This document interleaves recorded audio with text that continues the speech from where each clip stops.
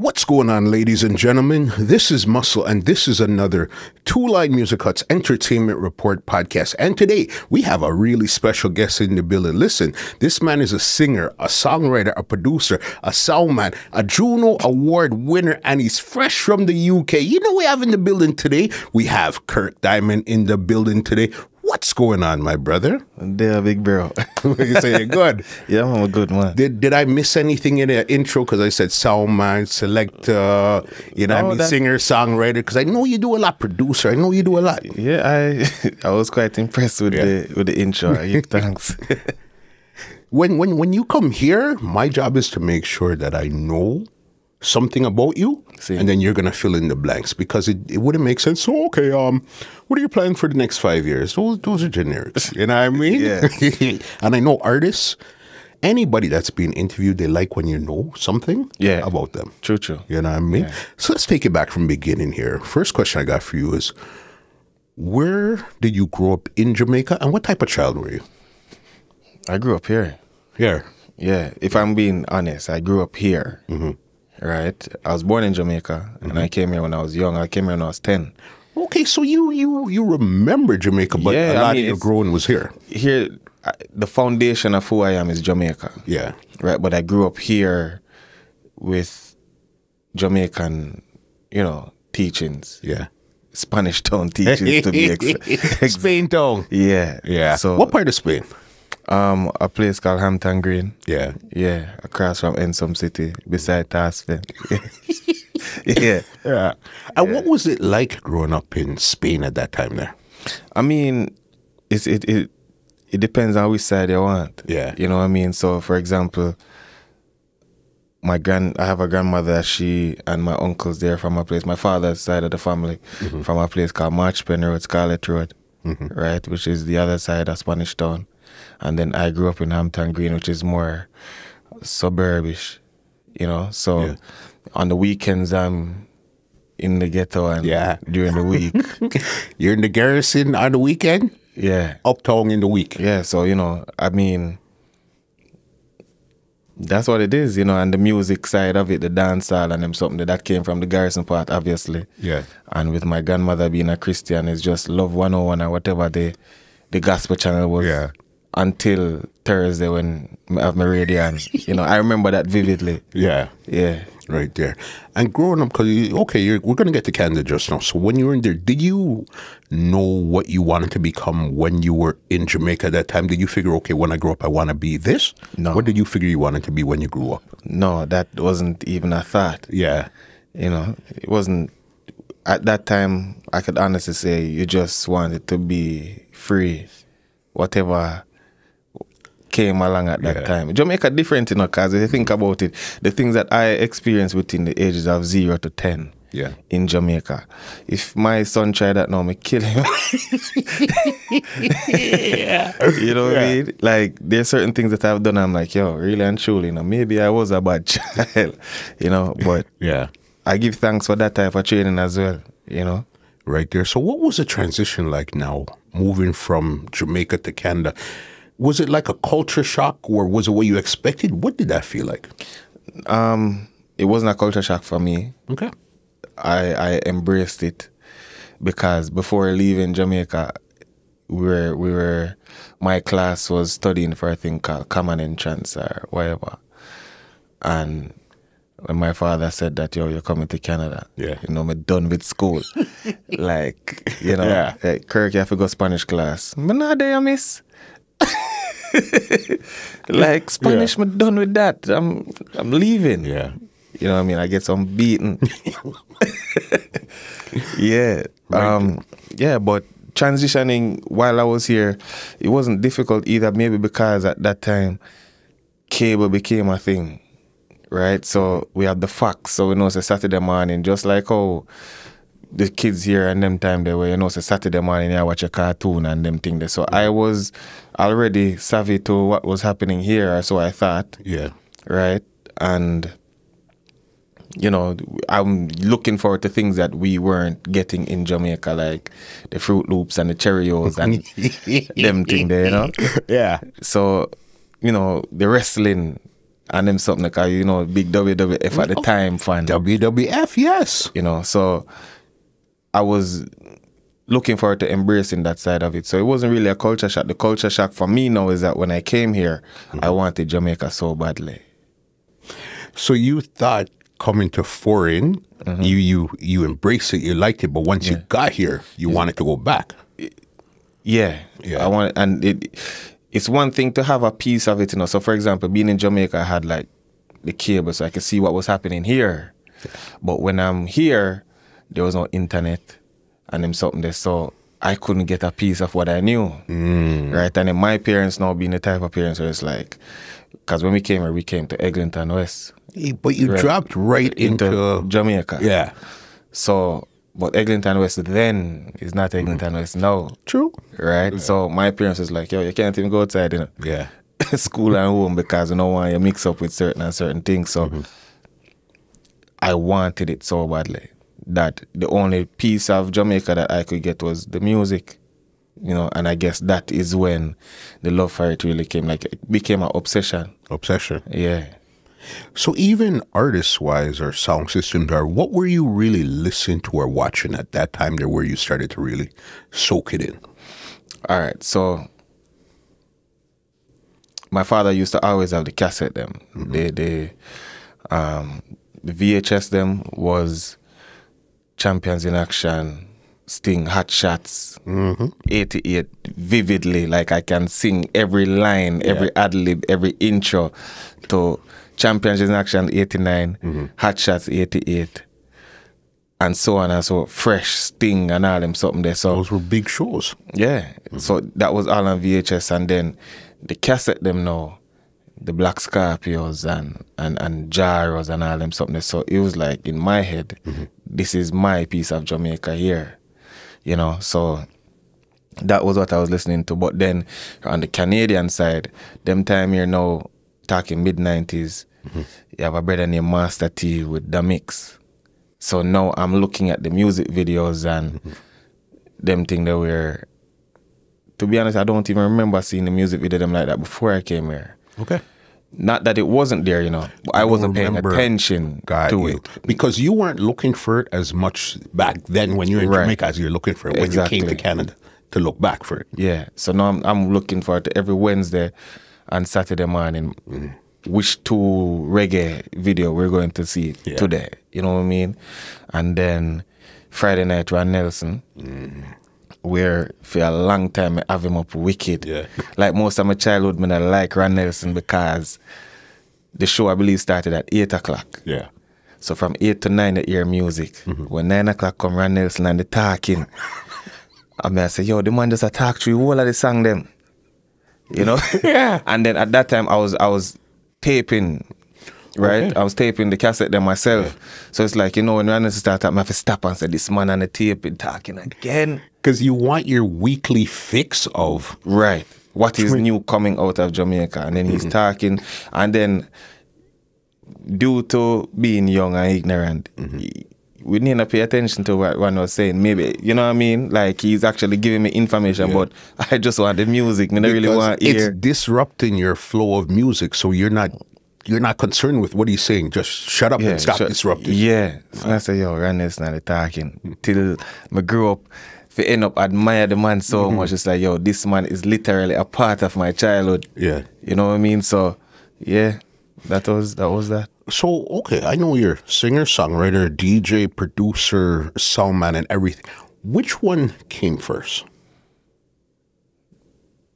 Producing came first. Yeah. Yeah, producing definitely came first. How did you get into production? Producing semi-professionally came first. Because I was always writing lyrics since I was even in Jamaica. Okay. Yeah, because, just a quick story before we go back here. Most people hear them do music and them sing. They will always say, oh, I started in church. I started DJing by not wanting to be in church. Right? Yeah. So I have a cousin named Kevin, and whenever he came to church, it's one of them things that we know, say, all right, after Sunday school, when the big people, them get ready for them big church, me and you sneak go under the plum tree, and me and you go war. Yeah. Right? So we were clashing from them time. The only difference was we not clash with people tune. right? So the whole week when I get my chance to listen to the radio, new Capleton, I'm trying to memorize what was going on because Sunday Kevin dead, you know. Then Kevin do the ultimate thing. Him go learn a Capleton and tell me say him write it. So me I say, yo, the man a write song. Yeah. So now me have to go start write song. So me realize that every time you write a song, Kevin song always sound better than my one. Not understand. I say, Kevin, I teach the man them song them. And I tell him, I still like it too. yeah, and I say, have him a write it. And crazy enough, we grew up and Kevin is actually a dope songwriter even now. Yeah. Right. And yeah, so that part of it came first. And then in high school, Fruity Loops became a thing. I got it free because I get the computer or whatever. I mean, I try to ting them and I press the button them, and that's what came first. And then you finally feel like, say, your rhythm them sound good, and we're understanding that the rhythm, you need the artist them on it. So save up your little funds or whatever, not to go to Jamaica, and then an artist tell us, say, yo, you're going to need this amount of money for voice this, you know. I don't have that. Yeah. So who were you looking to voice at that time there? Any artist that I could find that I felt was good, you know. But it never worked out. You know what I mean? That never worked out, none at all. Yeah, and then I meet my brethren, Bob Di Builda. Okay, so then Bob was the first one you met out of the Don Dem crew at that time there. Yeah. Yeah. So you guys were the original members of Don Dem, or more you guys came together? No, me and Bob and Olaf joined last. It was Kesdan and Dory that is the original members of Don Dem. Right? Funny enough, that church that we're talking about in Jamaica, Kez's grandfather was the pastor of that church. So me and him already had that connection from Jamaica. Yeah. And then other than Dory, all of Don Dem is from Spanish Town. You know what I mean? Yeah. So like literally like walking distance away. So we had that connection, but me and Builda was like since beginning, just close. You know, so then Builda was like, yo, Builda started out as a producer too first. And go Builda play some rhythm. Yeah. And him say, yo, Kirk, when could you hear something on the rhythm now? And then my DJ and him say, yo, better than everybody in Canada, and I might as well take it serious. Right? And we never know what we're gonna do with it. So we just start dance. Okay, so the crew had two producers. You guys were fooling around with production. And everybody else were strictly dancers at that time, or they were fooling around with it? They were dancers. Yeah. 100%. Even now, if you buck up Dory, and we kill her with dancing. Yeah. It cost me every time we did in our dance. Kirk, I get whole. You know? Yeah. Because remember, dance crew at that time, there was the biggest thing in the city at that time. Anybody that's in a dance crew, you guys are locking the place at that time there. You know what I mean? Yeah, definitely. Yeah. And I think what we brought to, we were just different. Yeah, we were just different. Because we weren't so much choreographed. Yeah. We were more like what they were seeing on the Passa Passa DVD at that time. Right? And we used to practice our dance move them in a builder room beside him bed, a lick up a foot. Yeah, so, you know. So when did even Bob start to take the music serious too? Because I know dancing, that's how you guys came in. When did he start? Because I see now that everybody, again, you guys fooling around with production, you guys are the two that said, let's try out this artist. He was producing. Then Olaf came, and we met Nitro. So we went to Nitro. Oh, the production thing. Nitro had Ching Ching up at the studio doing dub plays. And me and Bob scrounge up 4 bills and said, well, get Ching Ching, we just want a chorus. We don't want nothing more than that, just a chorus. Okay, so that was your way of getting a feature for a record back then. Right. And would do it or whatever not, and then, you know, Dr. Ringding, R.I.P. say, yo, them youth, them actually sound good, and Jeff now and say, but we don't know if them are them serious, Doc. Yeah. And we did it and we say, yo, I mean, I don't know if it's serious. Like, them time that we saw in our head is like, yo, you tell me anything. Yeah. It's like, I say, yo, them man, where them at? Violate. They don't know, say, any rhythm, any artist you bring come dead. You don't know that. But because they have it so much that we're dancers, the music part can't be, you know, we not take it serious. Not understanding that we've been doing this music thing way longer than we've been dancing. But it's just the dancing is what gave you the break, basically, at that time there. Yeah, especially in Toronto. That's where we became popular for dancing. You know, so that happened. Then we end up fighting the first dub plate for Ring Ding, the Autopsy mixtape. Yeah, and same time we do, it's either Ring Ding or Loudmouth. But it was 1 and 2. Yes. The Dancehall Invasions. Yeah. Yes, bro. I forgot about that. Big up Loudmouth on that one. Yeah, man. Still, And even now, Loudmouth is still somebody, like, if me have a song where me iffy about, me send it to him and say, yo, what do you think about this? And I say, yo, it tough, whatever. You know what I mean? So these are the things that actually motivated us to start taking it serious. And then Jeff did say, yo, well, if you don't want a place for doing a thing, use Nitro. Right? And say, well, then, if you, I'm like, so we can bring our own, you know, equipment and them thing there. And he's like, yeah. Next day, everything we have saved, long as I quit. Yeah. You know what I mean? So, yeah. So you guys, so Nitro Studio was basically you guys home for a bit? Yeah. Yeah. Yeah. That was home for, I believe, 2 years. Because then, like, shortly after we started, Esco won his first Juno, I believe. And then Jeff go Jamaica, go do film thing. And then while he was in Jamaica doing his thing, we were like, right? And then Jeff come back and Jeff said the worst thing to it. Yeah. We had won like a community award. And we're so happy about it because any acknowledgement Toronto gives us, it was like, yo, them actually pay attention. You know what I mean? Alan Ladd give away an award, Sandra Bashment give away an award, whatever not. And we're like, And them were hot back then, Yeah. So we go to Jeff and I say, yo, look what we get, this and that. And Jeff say, no, man, I don't award that, man. It's a Juno you forget. Them time I wouldn't know when in Juno, you know? Yeah. A Grammy alone, me know about, you know, like, you talk about Juno. So we say, yo, you talk about Juno, like, Juno hard forget it. I idiot, Jeff. Right, that's They like have me it say, put out, yeah. like that are the mentality. And say, yo, so Bob say, yo, Juno one name, so search it up and we see escorting and say, all right, Yeah. no problem. I'll go for Juno. Definitely. So in the journey, when did Love and How We Hot come out? 2014. Yeah. 2014. I had started, well, I had moved from Toronto, you know. Okay. I moved to Saskatoon. Saskatoon? Yeah. What was out there? Work. Work. They were paying, like, I mean, construction and mine building and all them something there. So, like, almost every dollar was definitely going to music. Yeah. Right? But for me, it was more of a spiritual adventure that I had to take. Because everybody saw me leave Toronto with a mohawk and came back as a Rasta. That's so crazy. You know what I mean? So, but every dollar, like I said, was going towards that. And because I had the finances at the time, they are Jamaica all the time, right? And then we have a next brethren that is also a part of Don Dem, but now he's in Canada. At that time, he wasn't, named TG. TG, you did a video with him. Yeah. You used to play on Hype TV. Right.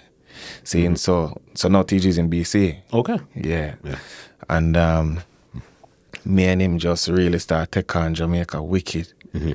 And for some reason, like, we had the Bad Man sang them, we had the, like, to be honest with you, if me I be real, this trap all thing is really a Don Dem thing. Yeah. Like, I don't remember it before us. You guys had the look and that feel type of thing because, remember. And we were DJing on hip hop beats. You guys were DJing on hip hop because beats. remember at that time, it wasn't so easy to get reggae rhythms anymore. That's true. Because everybody was like singing or doing some sort of stupid stuff on the instrumental. On the instrumental side. Yeah, so then we had the BMF remix, which had dancehall and lock here for a good while. Yeah. Right? So I think we probably started that whole transition where it's like, and we were like filthy really with it, like lyrically, not dirty, but you know. And we got Jamaica, and then for some reason it was one of them things that where me and TG just snapped, and it was just we just want to put up more positive things because the people that we were hanging out with in Jamaica, they needed it. You know what I mean? Like when time they're around people and people that tell you the worst story, like you can't fathom, especially me growing up here. Yeah. Like first of all, even when I was in Jamaica, and then I lived that life there. So when time they might tell you some story now and whatever not, it's like, yo, them youth and need at least them my need for free because I live it then alright. Like it's one of them things that like I used to be scared, so like, yo, okay, them youth I'm a virgin. And if I go to Canada now and come back, one of them good lay all dead. You know what I mean? Unless but they're looking up to us so much, is one of them things that like we can't continue asking certain things. We need something to uplift them. Yeah. And we started on that route and we never changed. You know what I mean? And that's how Loving Our Heart came about. Because I know that was more like an old school type of feel to it that time. They're like almost like the bogle rhythm type of vibe. Yeah, definitely. And that was produced by Galang Records in France. Okay. Yeah, I've never before Once Upon a Time I've never recorded for a Jamaican producer. It has always been overseas, like Europe. Yeah. Yeah. And even in that song there, that was with you and Bob Di Builda in that song there. Yeah, man. Yeah. Yeah. It was supposed to be me, Bob, and Olaf. Yeah. And Olaf was on the way to the studio and something happened, he had to turn around and then That's why I have these conversations, because music is so weird. What it was supposed to be and then what it really turned out to be is always two completely different things. Yeah. Yeah, it was supposed to be 7 of us, whatever. Then you look, there's only 2 of us, and it turned out to be one of the biggest songs. Yeah. You know what I mean? Yeah. This time you guys it was Extreme Arts. They were hot in Jamaica at that time. They're putting out all the big videos. Yeah. When you guys had this video now, how did the city started to treat you guys now as more artists opposed to dancers now? Yeah, that was definitely a transition where I don't even think people even looked at us as dancers again after that. Yeah. You know what I mean? And then on top of that, we were so focused on doing more music. Like we weren't even dancing anyways. The only one that was dancing was really Dory. Yeah. You know? And Olaf started to keep Flux and all them party there. So everybody's mindset kind of moved on to like different things within the industry. But for me, it was always from that moment on just music. You said when you went to Saskatoon, that's where like the light switch turned on for you. What was it? Was it anything in particular that was happening in your life? Where do you go from these hardcore dancehall songs to now more of a Rasta liberty at that time there? I just wasn't happy here. Like even like sometimes now, like I still kind of feel away. You know what I mean? Now I understand how to control it, right? Mental health just wasn't right at the time. See, so then you're talking about you're going to a place where there's nothing for a Jamaican, right? There's the most you can find in Saskatoon that is Jamaican. You might find a tin of canned beef in a Walmart. That's probably going to be like $30 at that time. Yeah, it's way more expensive. Yeah. You know what I mean? And then they might tell you about, oh, come and try this moose and deer and all and something. So, and I'm only saying that for tell us.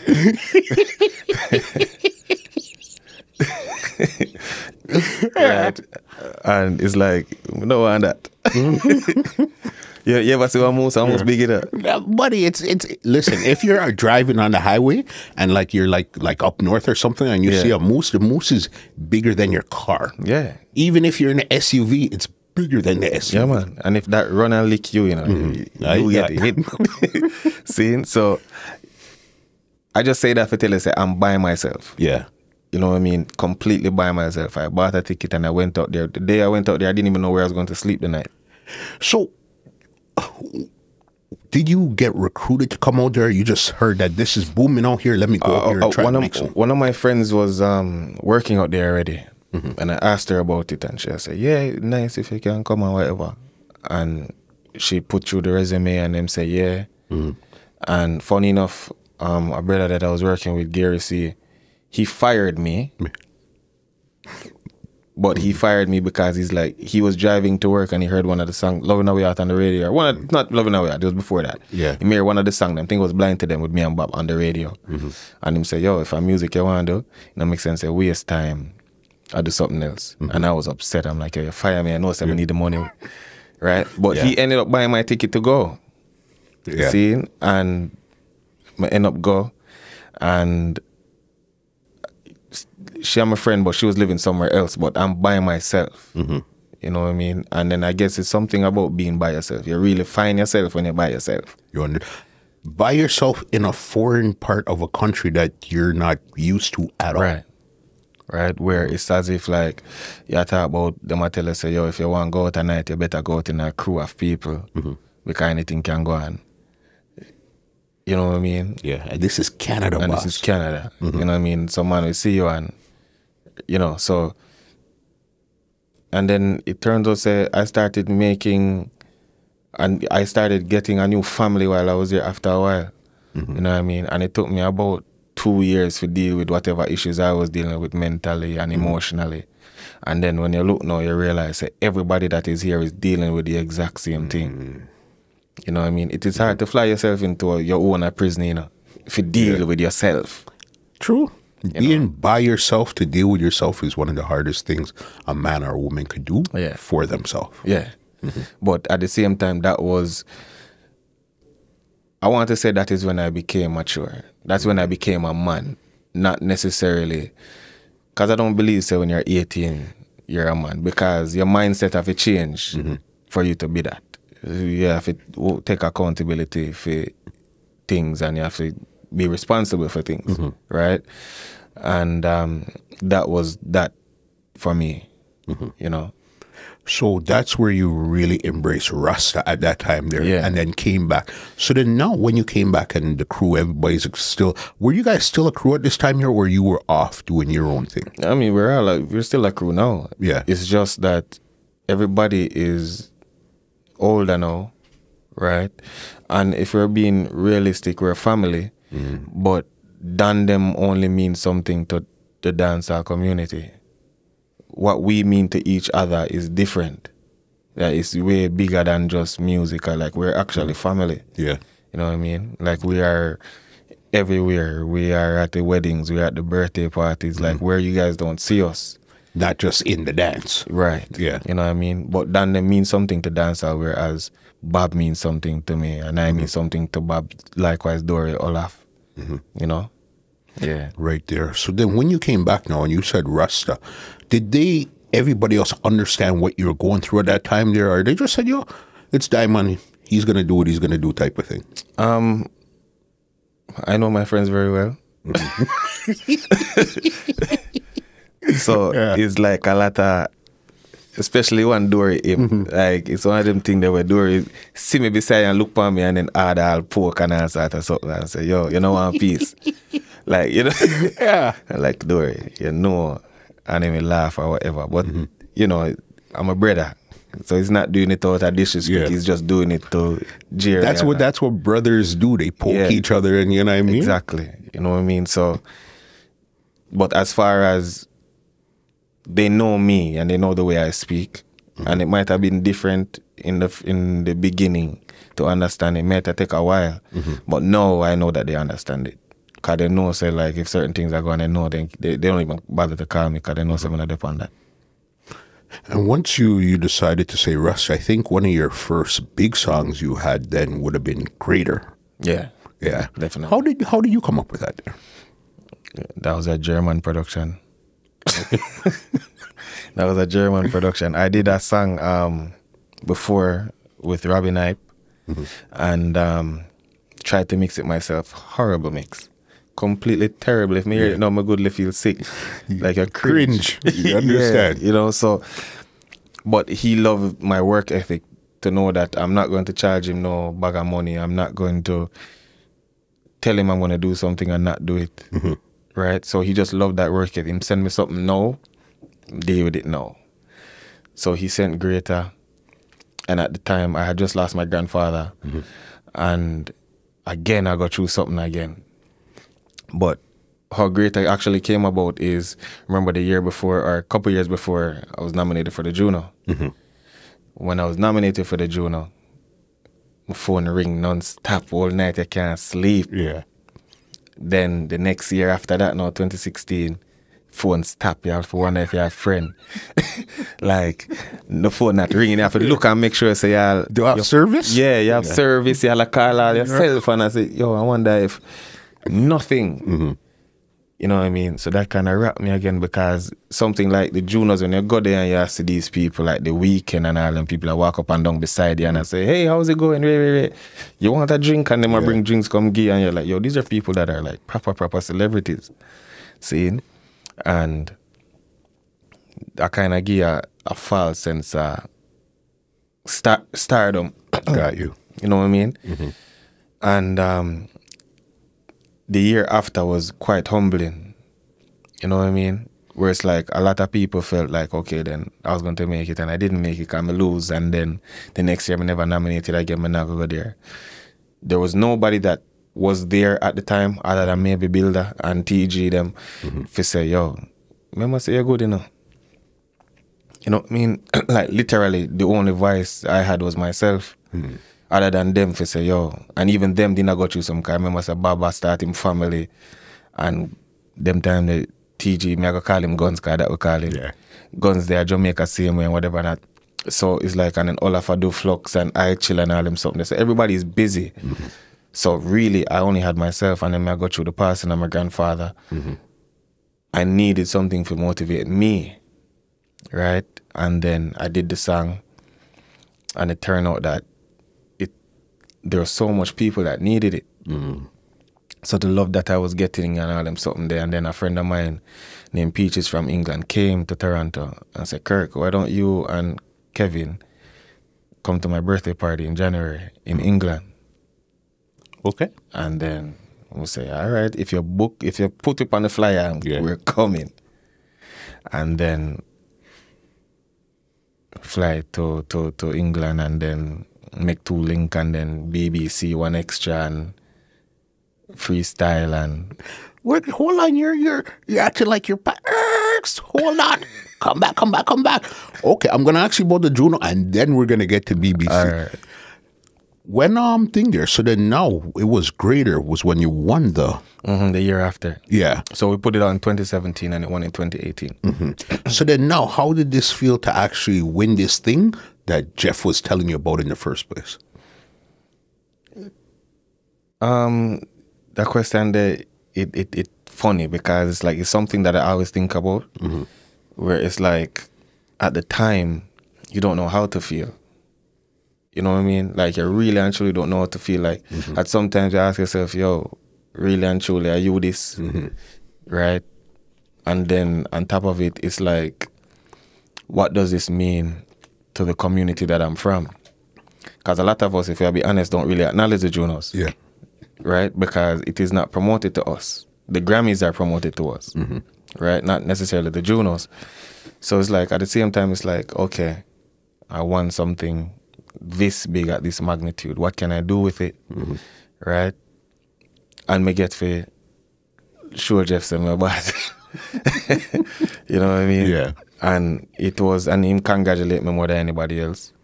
You know? Yeah, so we it's still kind of weird. Like that, the win itself, the first win. Yeah. It's still, I don't know how for really. It's something that I can't explain.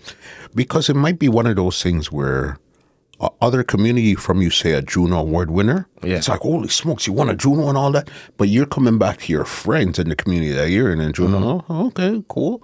So then that probably might leave you a bit confused. How am I supposed to feel right here after winning this Juno? Yeah, but at the same time, too, a lot of the people from the community only know the Junos because I won it.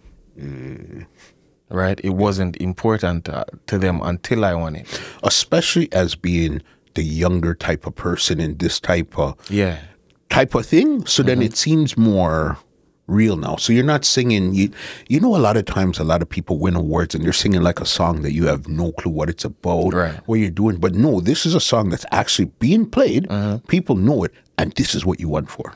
And also, what they consider to be dancehall. So a lot of them know me from being in a dancehall, and even after going there, I'm still in the dancehall. Not as frequent as I once was, but I am there. I am around the Nicky Hypes them and the Lady Liz them and all of the people and the British them and all the people. So it's like, it's for them, it's one of them going to that plateau and getting it, which that I can honestly say I am glad about. I represented us. The grassroots, right, hardcore of Toronto dancehall, not dancehall, and I represented us who are here on such a magnitude of a you know, show or award. So you got the Juno, now you're good. So then now we're gonna head to UK. How do you connect with Seani B to do that fire remix on BBC One Extra? That never easy. Yeah. That never easy none at all. It's like, if may I be completely honest, it was like pulling teeth. Like, I call people at UK, call people at Jamaica, and then I think the night before I left, I was in Piccadilly Circus over M&M's. I teeth out the people at M&M's out of them. Cause I'm like, yo, I'm not even a fan of M&M's, but when time there's so much variety, I'm like, well, why the hell not? You know what I mean? And then he call me and say, yeah, Kirk, it's Seani. Can you come to BBC right now? Yeah. I mean, I said, yeah. Like, what do you mean? But my taking from that was like, when I met him and spoke to him before the interview, it was almost like he was saying to me, bro, do you know where you are?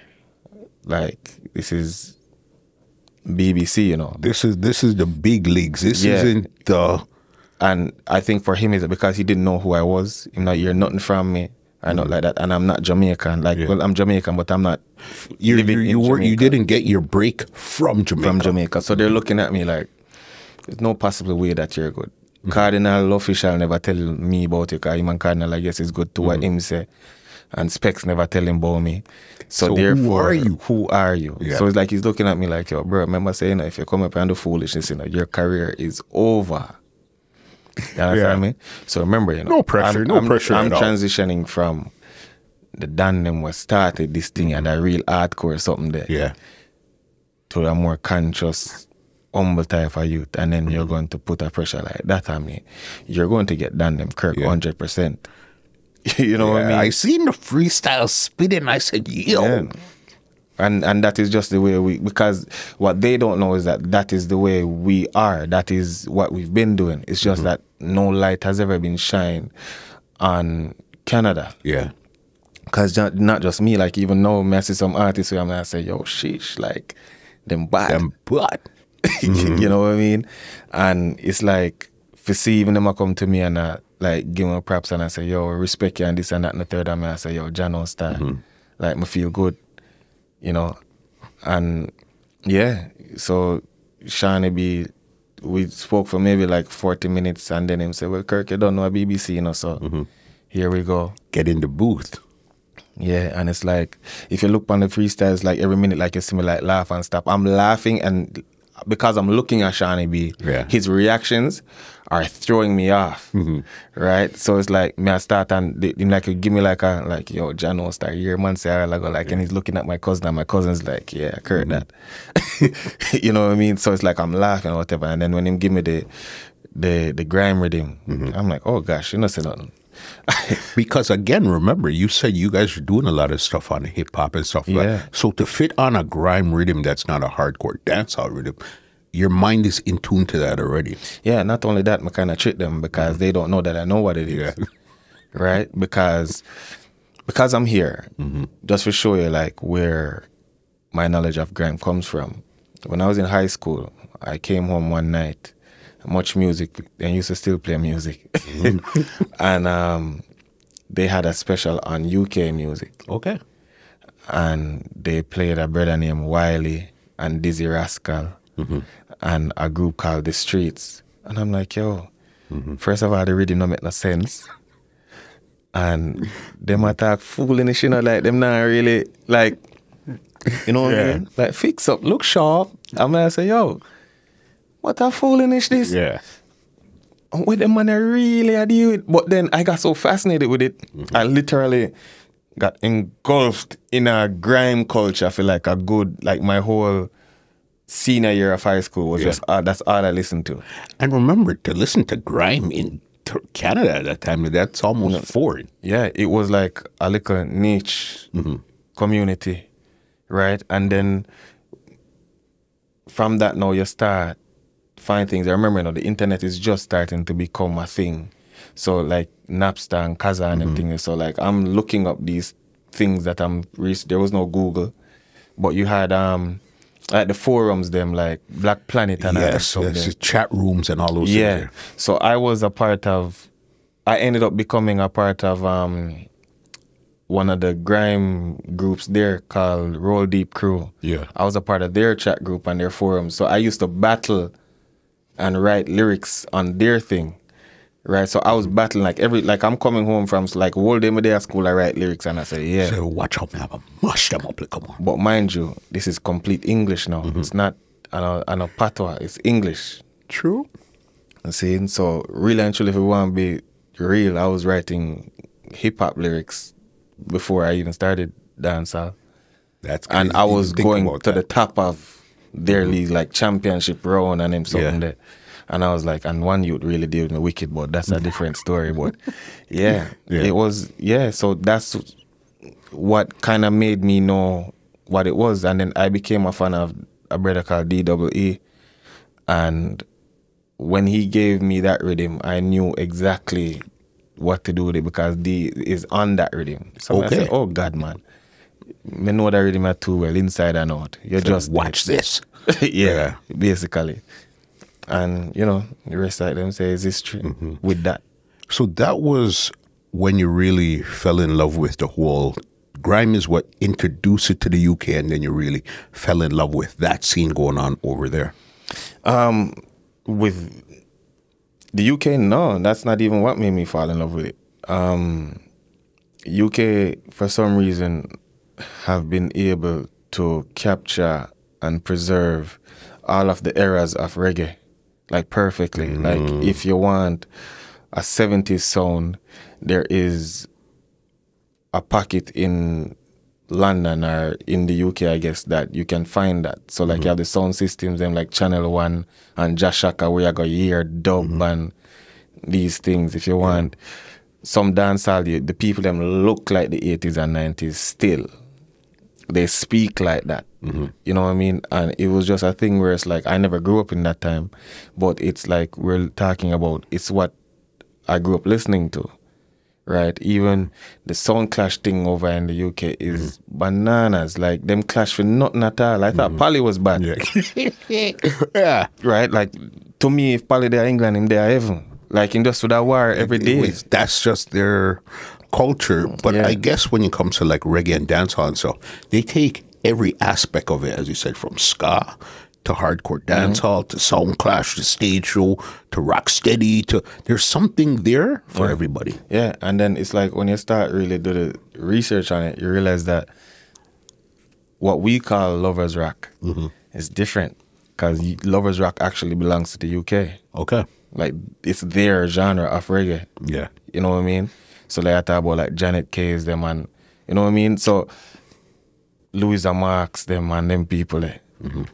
So when time we hear certain things, we call it lovers rock. Like when time you hear their lovers rock, you understand, like you feel it. But it's just the experience that they've had as Caribbean people through Windrush that they've been able to create a sound. And to be honest with you, I like that they are able to capture a feeling in music that is theirs. And I think that's what I wanted us to do here. But it sounds kind of, maybe because Toronto is closer to Jamaica than England is, so it's still kind of blurred. You know what I mean? But I do think that if we were supposed to really pay attention, I think we kind of do have a sound as well. I couldn't be able to pinpoint it right now. Because remember, you had the Lindo P, them and the Blessed, and the Escos, and then you have me. You know what I mean? Like, there's definitely a sound there that you could tell different, like it's distinctively different from Jamaica. It's just... But it's hard to tell what it is. You just know that it's something, but I'm not really sure what, but I know it's something. Yeah, and then what I also find is that a lot of the artists, them too, they're speaking about things from a Jamaican perspective, not a Canadian one. You know what I mean? Because we were always told if you want to bust, you have to bust a yard. You know what I mean? Well, everybody a yard that try bust, we come to Canada and other foreign countries. It's, I think, where we really got our break as a country. I call it the Drake effect. You see, after Drake went through the door, and then Weeknd, Justin Bieber, the early guys, after that, it was a wrap. You could go anywhere in the world and say you're from Toronto. They're now listening to you. Pre that, they might listen, they might not. But after that, anywhere you go, you're from where? They're listening. Yeah, and not only that, like I remember being in Jamaica one summer, and I forgot what the artist's name, but he was from Toronto, and he came there telling people that he was the best DJ in Toronto, and he get paid this amount of money for every stage show, and they were listening to him like, yo, for real? And they were walking around and saying, yo, I bought this artist, it's a Canada, innit? And brother, and that man opened his mouth. I was like, yo, Juno Star. So they used to come to me like, Kirk, you know him? I'm like, yo, this man is nothing in Canada, you hear me? Like, the man sucks, like, he's not good. And I think that kind of gave Canada a bad name. People like that go around and say, yo, I am this and that.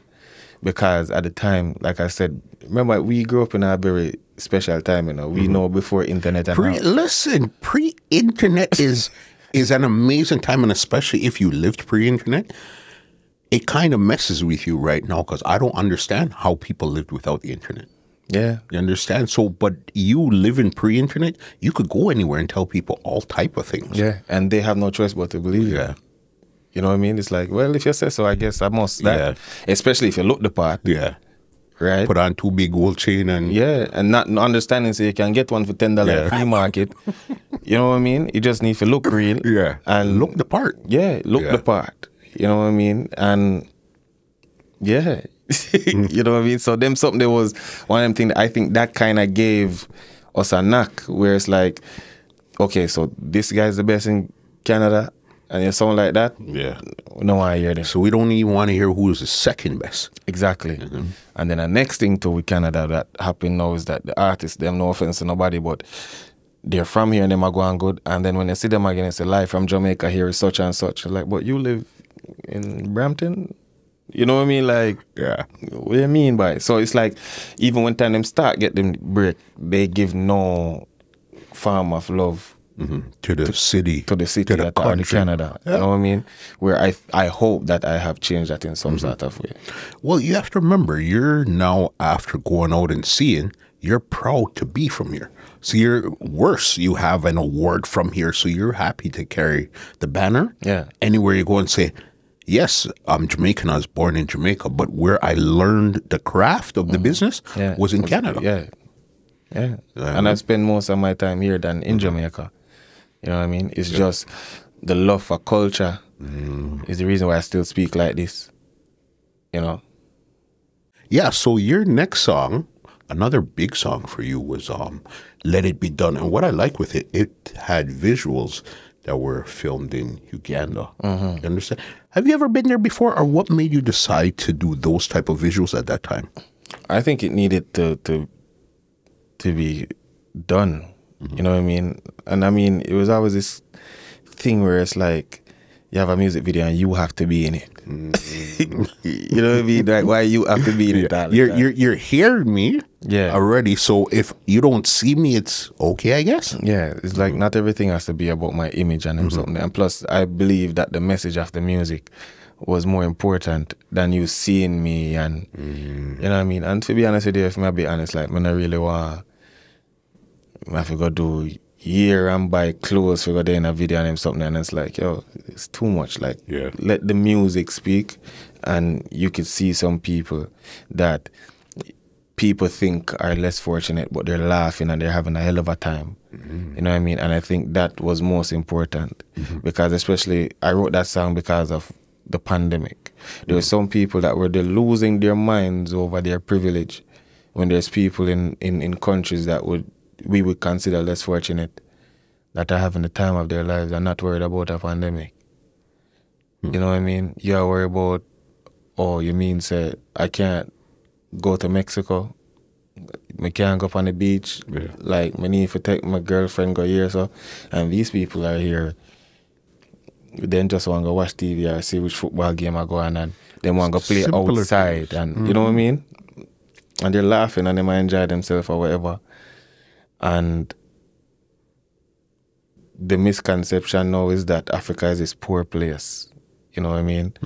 So I wanted to show people in Africa laughing. You know what I mean? Yeah.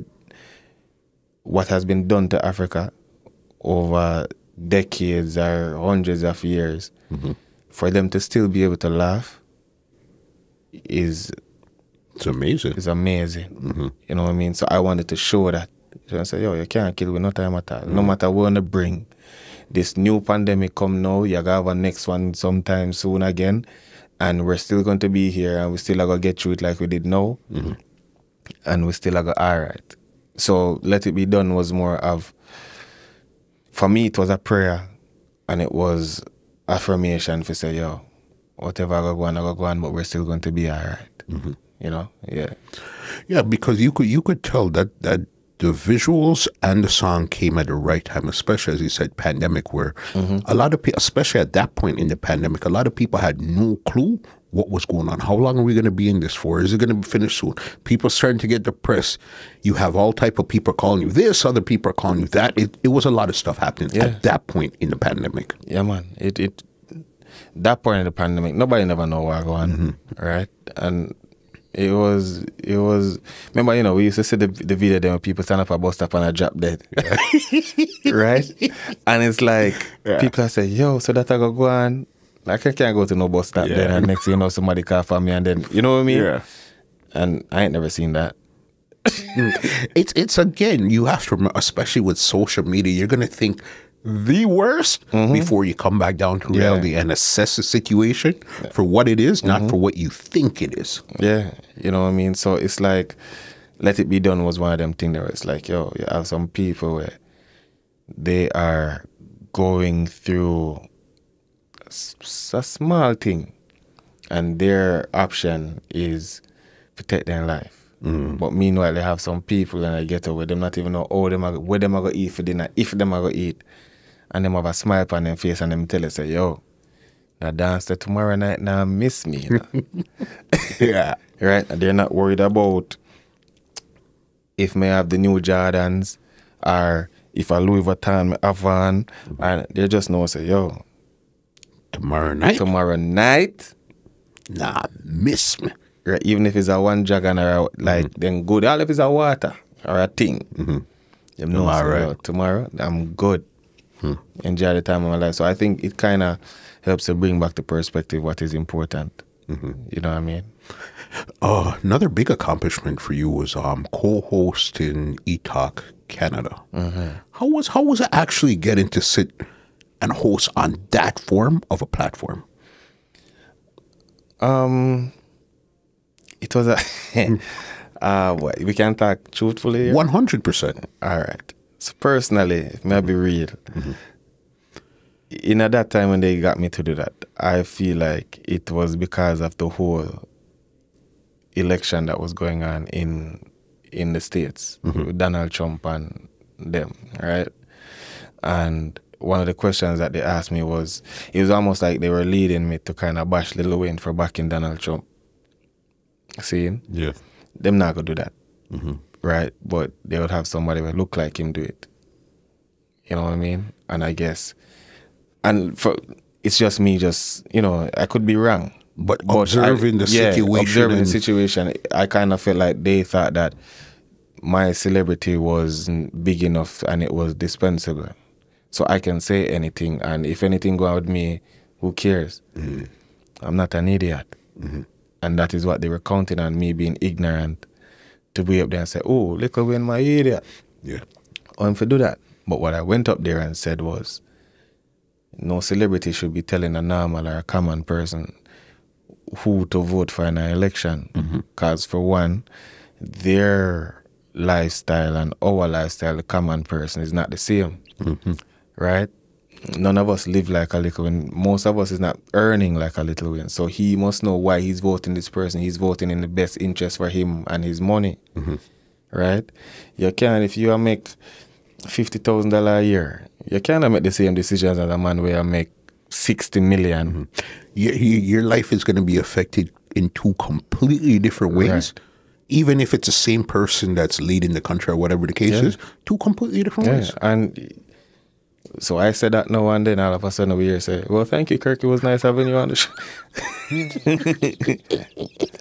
You know, so sometimes you have to understand that when you get to a certain level, they don't want you to be smart. They want you to say what they want you to, or what they think social media is saying. They want you to say. Get this black guy to come up here and say, say some black stuff. Yeah. No, you're not going to get that. I will not sell out my people for nothing. Yeah. You know what I mean? Because they see the Rasta and everything, you're singing peace and love, they still don't understand there's a fire burning under that peace and love. Yeah. You understanding? We're getting this peace and love by any means necessary. Yeah. You understand? With the fire. Mm-hmm. Yeah, with the fire. You know, so, you know, really, and sometimes I think maybe that's why I'm not even considered to be a A-class, a A-lister, or what them call it. Because I'm not depend with them, depend. You know what I mean? And I've been in rooms with them and I kind of like the vibes. I remember me and Bill was supposed to go to a party, right? I have the ticket, them and everything. They have some little small sandwich, cucumber and butter. See? So small sandwich, you know, cool. You know, I say, I open it and say, Bob, then, okay, how about this? Them I feed us some hungry people, you know, for cucumber and butter, my lad. That not gonna work. And Bob goes to me, Kirk, what time I know? Which part we there? You think we can reach Lux's? Remember, I say, Tristan them and Olaf keep fluxing it. I want to say, yo. I say another word. Gone in our suit. Dancer. Yeah. Because again, you could function anywhere, but it's just the energy right over there. Yeah, and I mean, now I understand what it means to be, you know, play the politics and be in certain roles and them thing there. Because now I understand that for the youth them that's coming up that's doing this type of music, I want it to be a situation where when they get into that room, they excel. Them not gonna buck up on a surprise because I am here telling you what to expect, what you expect from go through that door. Yeah, I'm in a locked door behind me. You know what I mean? So it's one of them things that where even though my band is called the Movement of RL for a reason, it is a movement and it's not just me and the band. I'm bringing every artist that I rate and will rate me that is representing reggae music and the culture from Canada with me. You know what I mean? Yeah. Because I seen just when you were in part talking about your band, who's in it that I see is making a lot of moves right now? Joshua Lucas. Yeah. You understand? And again, he's somebody that I know from Jambana days. Yeah. He would be the younger kid playing all this crazy old school. How do you know this, bro? You know what I mean? And then after I seen him actually start playing instruments, how did you guys connect? Jambana. You know what I mean? I believe Blessed must have gave him his first dubplate, but I was one of them that would get one of his first couple. I was that way. I just love the way, like, remember, you know, we are talking about Joshua Lucas at 15 years old in front of a crowd at 20,000. Right? At 15, him never going to one dance set because he can't go in there, he's not old enough. That's and then Dennis Jones, them give him a platform were bigger than him. And him just a box down everybody with knowledge. Yeah. See? And he came to me like, after I always stay in contact and I deal with him. If a music I deal with, I tell you this straight up. I deal with you like a professional, especially if I see how you handle yourself with it. Right? So yeah, you're 15 and Kairo was 13. When I see the way I see them speak about music and the knowledge that they have about reggae, I can't deal with you guys. Like, you guys are kids. You know, I talk about some things where my parents don't even know. Like, them never alive them time, and you guys know that. Because they're studying it and they really want to absorb as much as they can. So they're professionals. And then when Joshua come to me and say, yo, Kirk, I play instruments too, and him something, and I say, and then I brought him to be a part of the band, and now he's in charge of the whole band. I don't even make a decision. I just say, Joshua, where you say where I sing my lad? Yeah. And him say, yo, Kirk, I feel like I this if I sing a rare. I say, all right, if that be the case, then that be the case. You know what I mean? If me there studio, producer, them not even talk to me. They must send it to Joshua and say, yo, what you think? Yeah, tell him to voice it over. You know what I mean? That's putting a lot of trust in somebody that's young, but they have their head on their shoulders. So if he's doing this now, imagine if he stays on this track, what he's going to be doing 10 years from now. Yeah. The only thing is, what I see with Joshua Lucas is that he will be successful regardless with music. Because he's a dope selector. Wicked. You know what I mean? So, like, just the other day in England, I got him to play the opening round at a dub appreciation dance. We're supposed to be just dub played. And Joshua said, Kirk, I must have a clash of come up, you know. I don't want to expose my dub them, you know. I'm like, yo, brother, nobody from Canada in a day, my lad. Just do what you're doing. Do your thing. And I had a meeting. I had a dinner meeting that night for some shows. And me and them was like, yo, listen, you're going to play the round, the opening round, and then we're going to eat and we'll do a meeting or whatever. Yeah. And she said, yeah, okay, cool. So then we did it, you know, and Joshua played the first round, and the people, them, I love him, man. Right? And them, I big up the selector, them, man. He's doing what he's supposed to. He's doing the opening round. And then my brethren know, named Diamond, go and say, yo, first of all, no business about this youth named Joshua Lucas, you know. Like, anything come from Canada, dead, you know. And start lick some tune off of Joshua. I'm going to look on the girl and I say, yo, remember that dinner meeting that we're not going to have? Yeah. It's not going to happen tonight. We got to deal with this. I said, what you mean? I say, Joshua, they will take that personally. And that brother, the head, I go flying at this. Because we're talking about a person that his whole entire 24 hours is about music. Yeah. From either selecting, playing an instrument, something. Right. So now you're talking about a person that he's so creative because he plays instruments. A lot of the dubs that he's playing, he made it. Right? Yeah. Beanie Man might voice it on the rhythm, yeah. But then he took a total different rhythm when nobody no remember about. Yeah. And put it, so creativity alone I just slapped them. Long story short, the brother not call about Joshua Lucas' name again for your second. Say, nah, not tonight. You know what? I'm sorry. Right. I got ahead of myself. Not a word. Yeah. But all I could hear, and them not say it to him, you know, them just say, yeah, man, you bad, man. Yeah, man, him bad, man. Yeah. What can I tell you? Yeah, man, he's bad. He's making a lot of moves in the city, and to see that you are with him and you guys are together making moves, not just having him play in Toronto and then when you're flying out, you're gone and then come back. Right. You're taking him with you for the experience. I even seen a radio interview where both of you guys were in the radio interview. And I mean, I said, that to me, that's amazing, because even with Kairo, I know you have a new song that's going to be, this is the lead song that's going to be coming off of your album, Dread. Album Dread, Yes.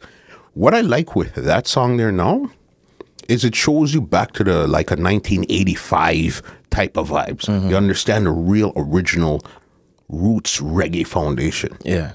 How did you even connect with Kairo? Because he won this year's Juno Award. Yeah. How did you even connect with him now? I connected with Kairo because I used to own a studio on Eglinton.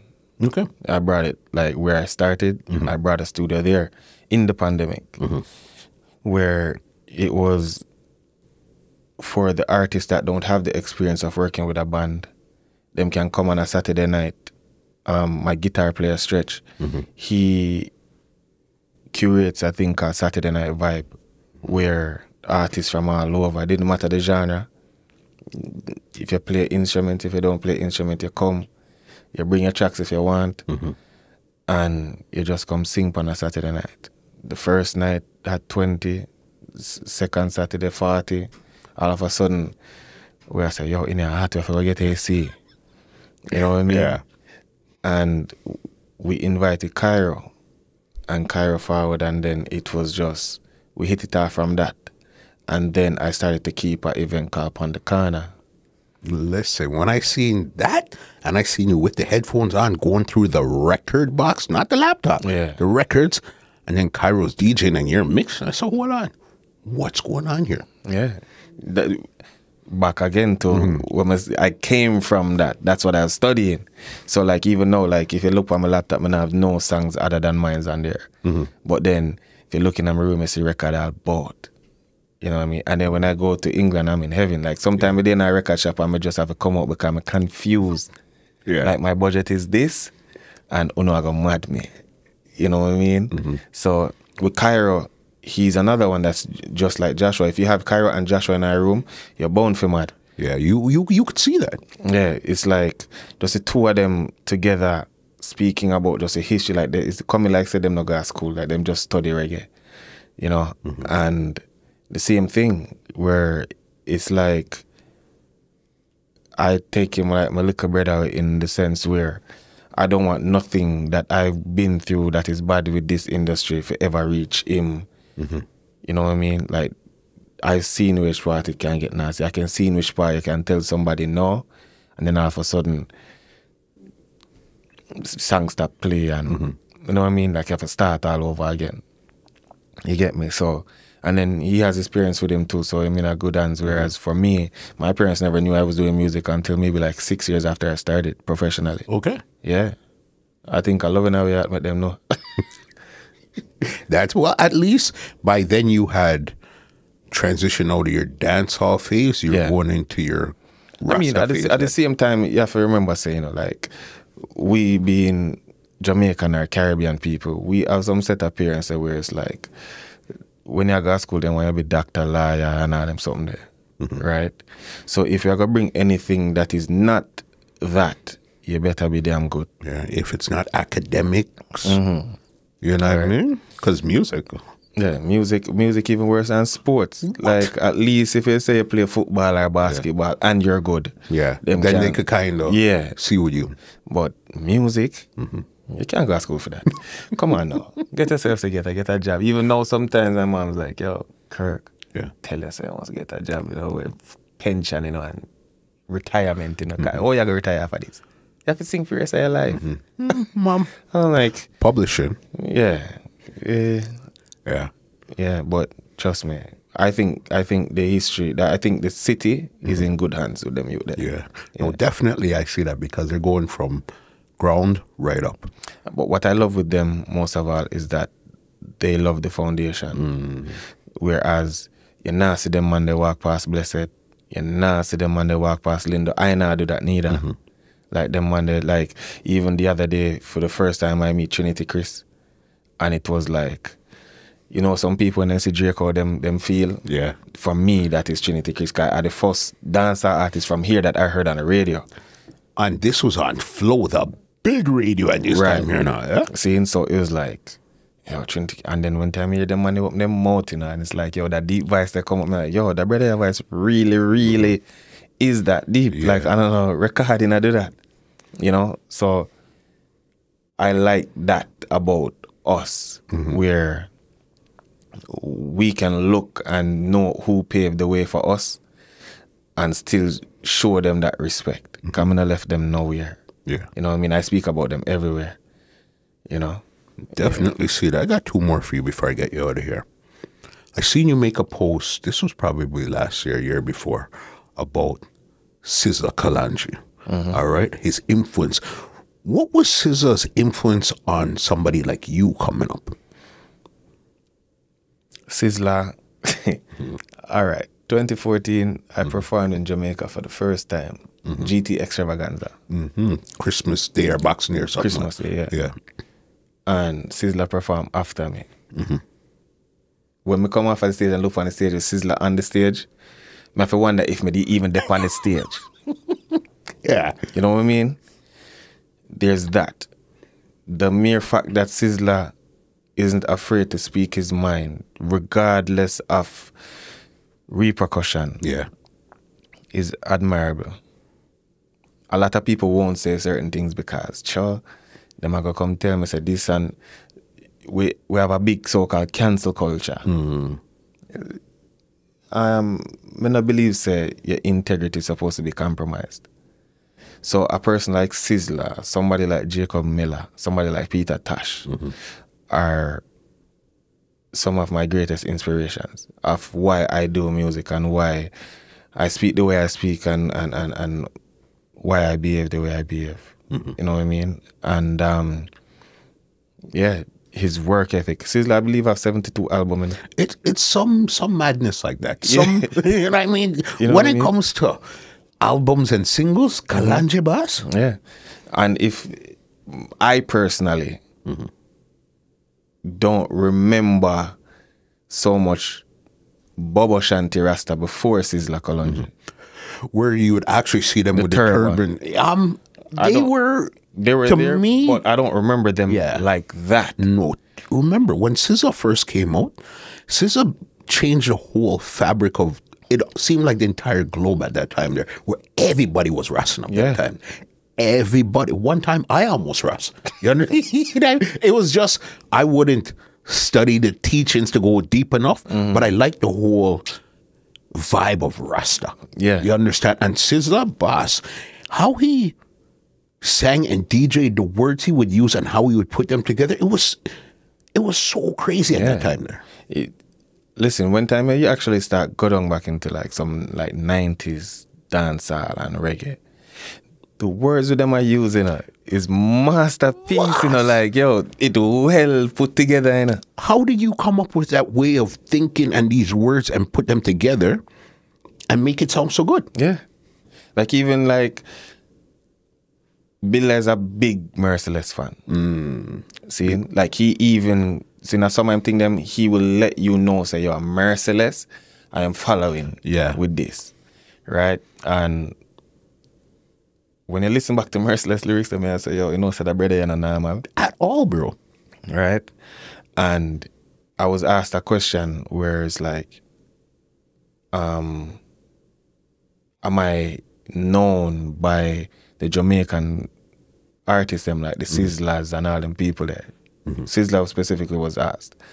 And I'm like, not necessarily. And then the brother said, then how you feel good being an artist if them people don't know you? And I was like, because I not do music to be known like that. You understand me? It's an impact when I make for the people that will live the same experience like me. Sizzla sing music for the people that will experience what he experienced. You understand me? Like I said, I'm not grow up in Jamaica.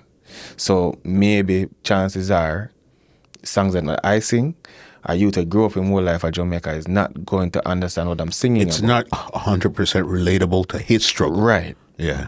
Whereas you have a youth where born in Jamaica and live in Canada will relate to it. Or even America, anywhere that has the same energy happening, Right. they'll get, oh, okay, you know what? That makes this is sense. what's happening. You know what I mean? And then I like to do songs where when we get from Sizzla to, because I believe, say, if you study even Sizzla music, them man the music supposed to be in some university where I break down the word. What? Right? So I try to put myself in my writing to say, well then, at the end of the day when I'm done, you're not supposed to can take my body off work and dissect it and be like, oh wow, this is what he was saying.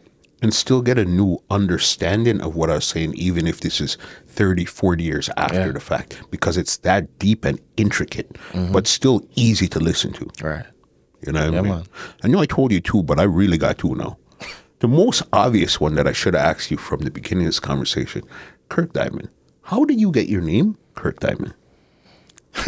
So, my real name is Kirk Douglas. See, so if you're a Western fan, you understand that there's an actor by the name of Kirk Douglas. So if you Google Kirk Douglas, chances are you're not going to see me. See? And then I have an uncle where, well, first of all, in high school, they used to call me Junior Bling.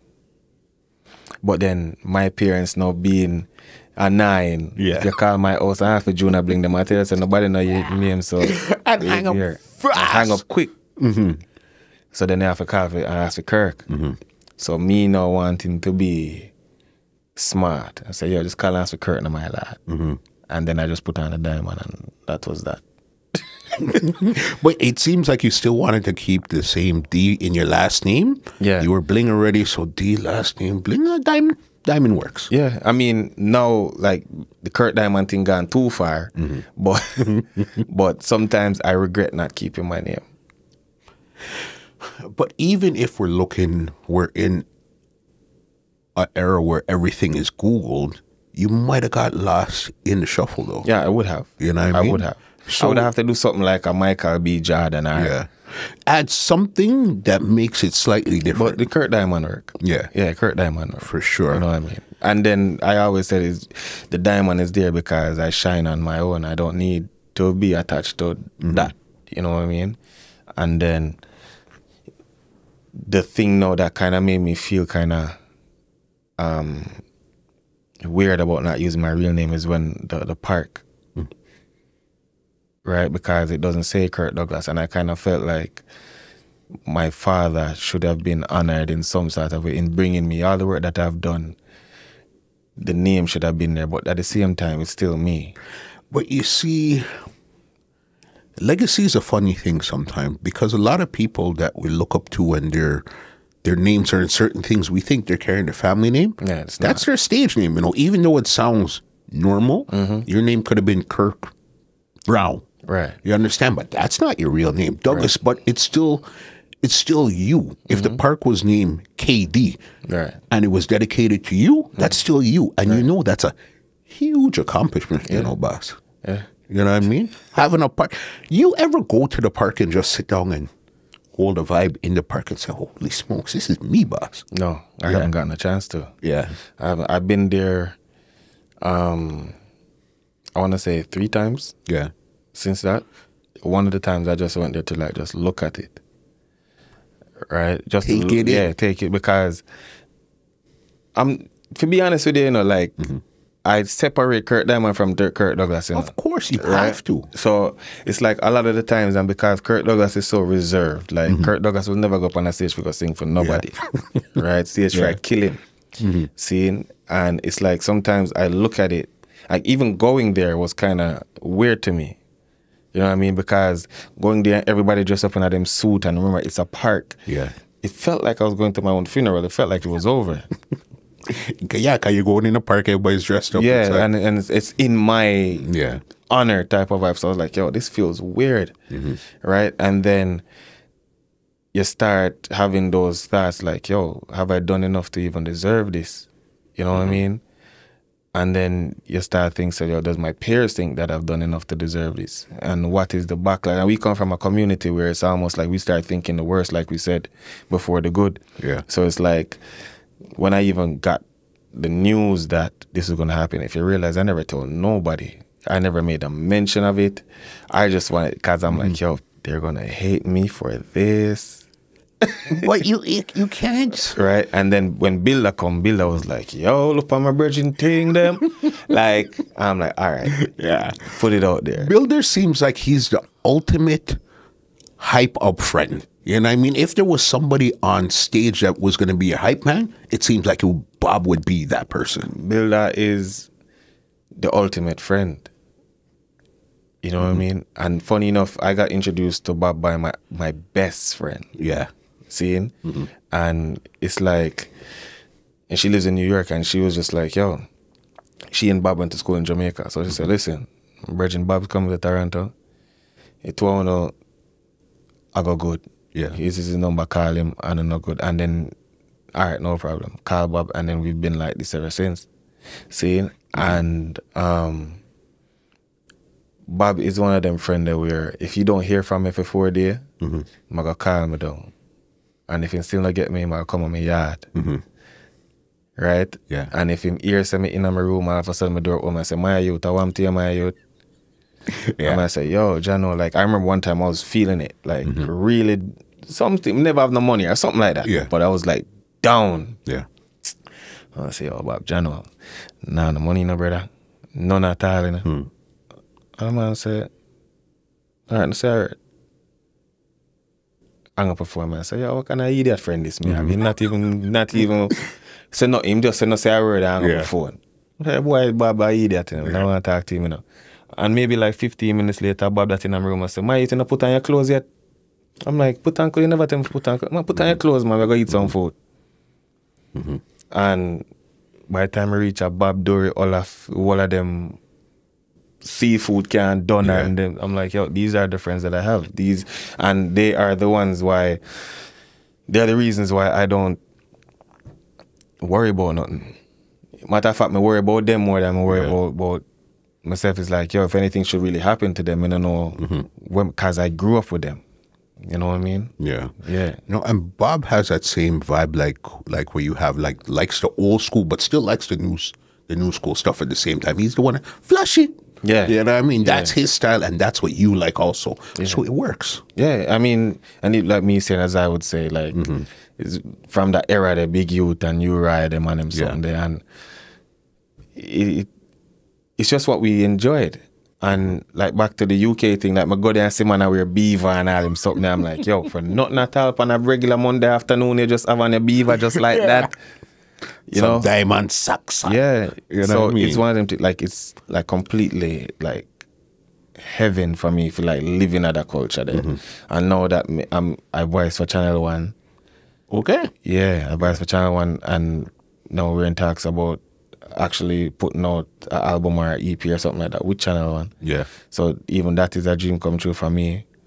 To get those hardcore rubber dub rude boy rhythms. And not to mention like the Dread album is based on that, where for some way Finn was able to recapture like the 70s, 80s era, and me just go off on it. And it's like with Finn, it's one of them things that where Finn can play a rhythm now and it just sparks something in me, and in less than 5 minutes say, yeah, ready, turn on the mic and we're gone.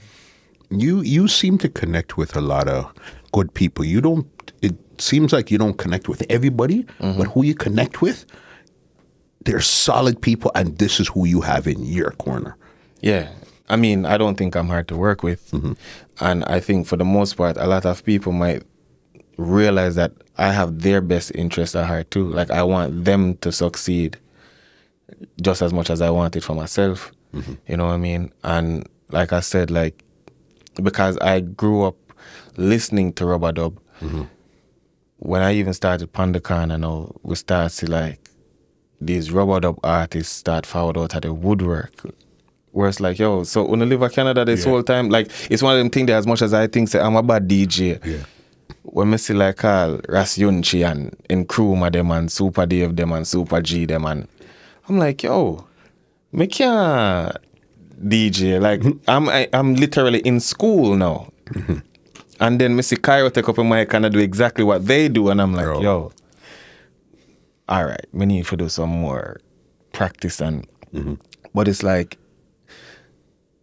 now, after doing music for so long, I'm starting to finally realize I want to say what I'm supposed to do, right? Which is I wouldn't feel good knowing said them man I never get a chance to be heard.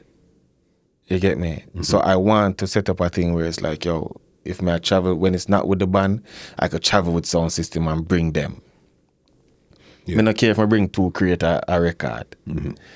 Right? But you know that's the type of energy that you're looking to create. You're going to see Dub Trinity them, you're going to see Super G and Super Dave them, and they're going to do what they've always wanted to do but never gotten the opportunity to do it. You get me? Because Europe are just that, where sound a travel and them still in a them truck and sound man. Like if you look in a reggae party video, me literally I lift up the speaker box. Of course. That kill me if you realize my hand way down here so.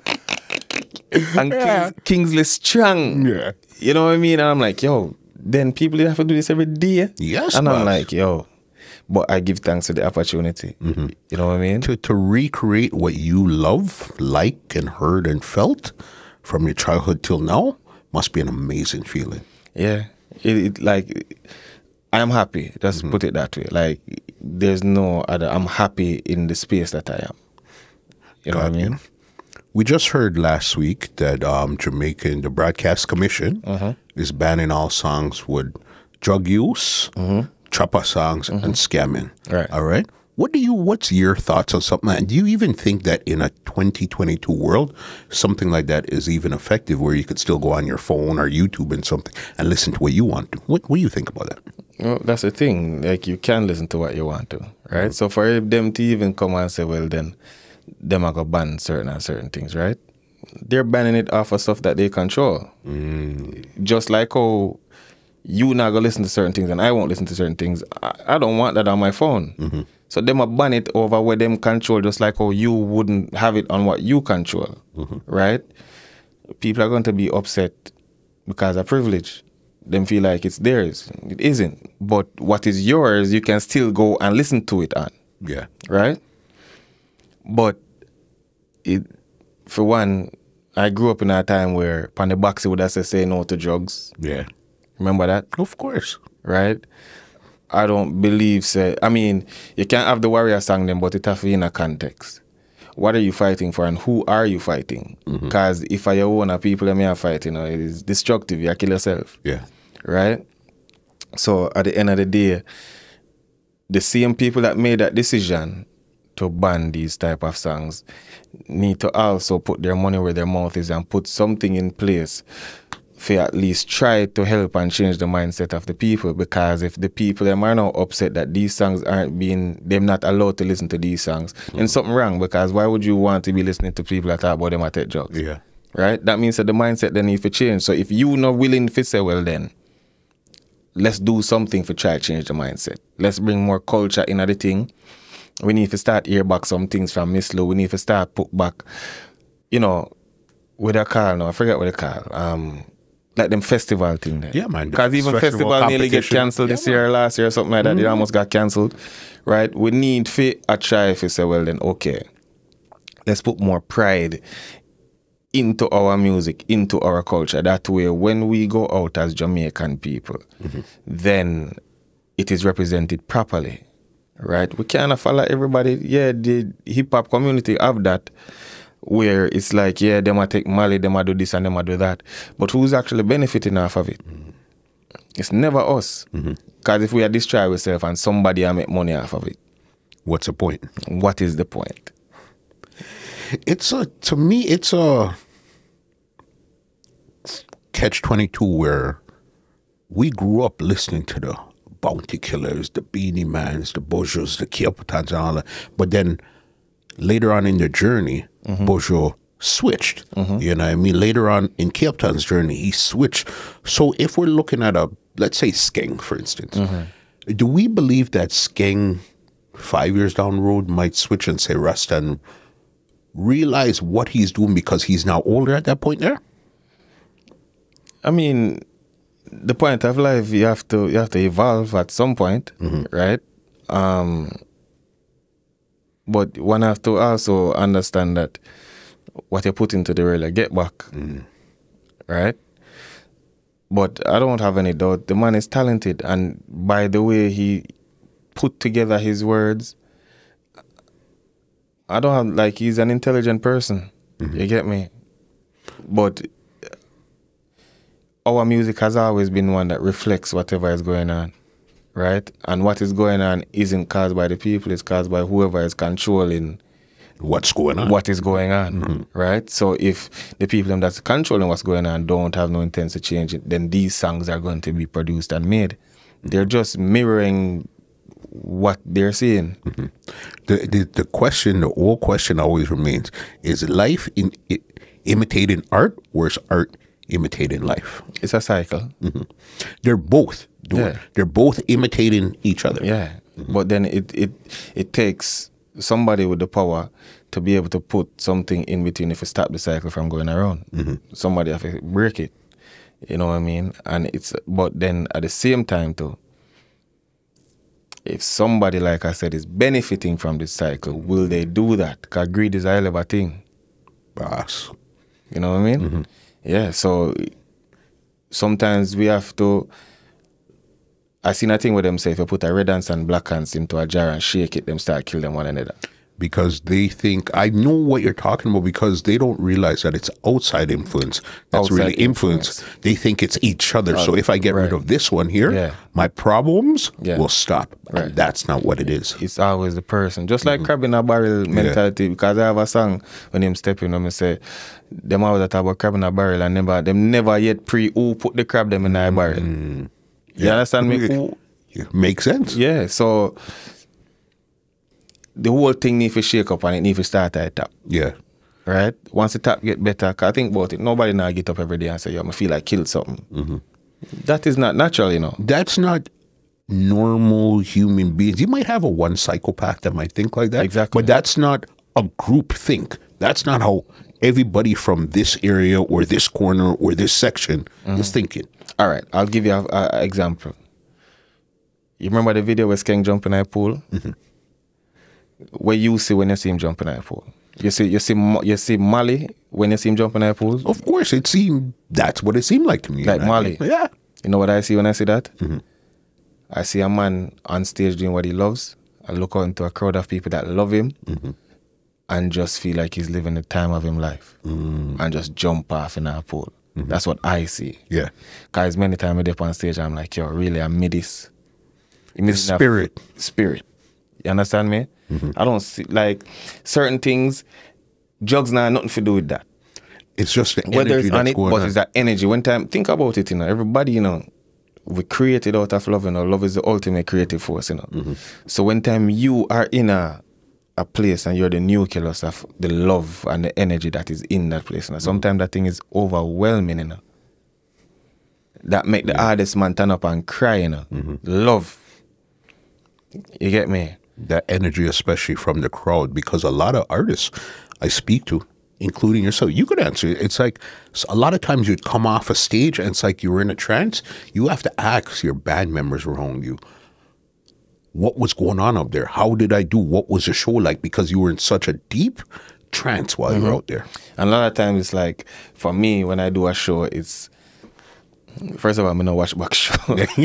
I don't watch back show because it's one of them things that it's like, I'll be on stage singing for an hour and for the whole time I have some serious conversation with myself. Sometimes I have to wonder if I'll mess up all the words them because I know what I think about. Like, it's like, yo, really and truly, like this and that, and I remember this, and sometimes, like, I remember at the Junos, we performed at the Junos this year at Juno Fest, and I end up having a nervous breakdown on stage for like a good little bit, because at that time, for one, I'm at the Junos, and I have people in front of me that have never seen me perform, right? Like my little brother was there, Builda was there. I'm nominated for my 4th Juno, and you have new people that I respect with my band here, and crowd come out to see me at the Junos, to see me perform, right? And everything what we talk about now, including the bad stuff that we never talk about, is all playing through my mind. Remember me and Bill go Jamaica, and this moment actually probably shaped my career, if I'm being honest with you, where we went to do a radio interview, and the radio host tell we say, we're not good enough for the music, better we leave that alone. And we take that personal. Of course you would. See? So it's one of them things, you know, where the day the park was putting my name, he ended up on a live with me. I'ma tell him that, and he had no recollection of who I am, what he said, and mind you, I've had up this man for 9 years of my life, and him not have me up, him not know me none at all, and something just clicked to me and said, you know, say, what he said, if I gotta take accountability for my own self, what he said wasn't wrong, maybe, right? His perspective is what he's hearing at this moment isn't good enough to say that you're an artist and you do tour and all them something, right? his perspective, not mine, his perspective. And then, second of all, imagine if he heard the foolishness and told me, youth, you're good. Right? And That's then, another way to look. and then me thinking that I'm okay, not trying to get better, go to England and go on a BBC with not so good lyrics. Yeah. I don't have a career here sitting in front of you. You need not go interview me. Yeah. Unless you're going to interview me as a dancer. Get me? That makes sense. So you use it as fuel, even though you probably, until that point where you had the conversation with him, you probably might not have even realized that it was fuel you're using it for until you sat down and looked at it. But it needed to happen. Everybody needs something to aim at a goal. For me, it was to make sure that next time he hears my music, he might go say, youth, you deserve for the Ushwaya there. You understand me? And That's so wild. yeah, you get me? So, you know. Kirk Diamond, you know how long this is supposed to happen, bruh? Choo-choo. You know how long? But I said, yo, to me, everything is timing. Yeah. When the time is right. You understand? A lot of people say, oh, man, I've been talking to you for like a year.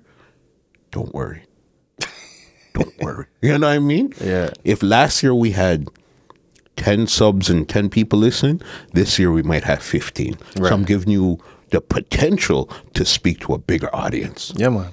Timing is everything. And that's for a lot of people, boss. If you ever see my DMs and WhatsApp and my phone calls and all this, it's wild, but what you're doing is timing. very important, you know, Muslim. I want you to know that I'm proud of you, you know. Respect for me. Yeah, man. I'm You know very what I mean? proud of you. Yeah. You see, because what I've seen you do, you know, I feel like, remember I said, I'm going to tell us a Louis Rankin passing. Yes. Yeah. And you know the funny thing with it? I just seen the message, full circle moment. Yeah. When I hit you, and I said, yo, when you come home, give me a shout. That was the first message that I seen. Yeah. See, and then, like, I watch all of them where it's like, the history that you're doing, and you're doing it from here, is very important because we don't have much platforms. You get me? Yes. And just the other day, when did I do? I did BBC interview on Friday, I think. There was another one I did in Leicester, though. And he was like, yo, so welcome to the radio station. I mean, I'm like, yo, to be honest, we only have one. But we have platforms like you that help to get the message out in a way that we are able to speak our mind, not with them directing us on how to speak. And Here's your talking points. This is what we're going to speak about and Right. call it a day. right? And for this limited amount of time and something. So I commend you, my brother. I know say I love and respect all the time, right? Always, bro. From them time that till now. Listen, at the end of the conversation now, the floor is yours 100%. Anything you want to say, anybody you want to big up, leave some contact info for dubs, show bookings, all of that stuff there, leave it. The floor is yours right now. Yeah, well, this is Kirk Diamond, you know what I mean? Just concluded the Entertainment Report podcast with my brethren Muscle Scene. I want to tell you, say, Jerkfest, when I walk past and I say, yo, Kirk Diamond. Scene, I never forget that. Yeah. But yeah, follow me, Instagram and all them something there, Kirk Diamond, KIRKDIAMOND. For dubs, shows, just contact me there, and then we'll forward it to management and them thing, then we get it done. UK next year, the Dread Tour. I feel like I need to do one at home. I need to do a show at home, so. Of course. Yeah.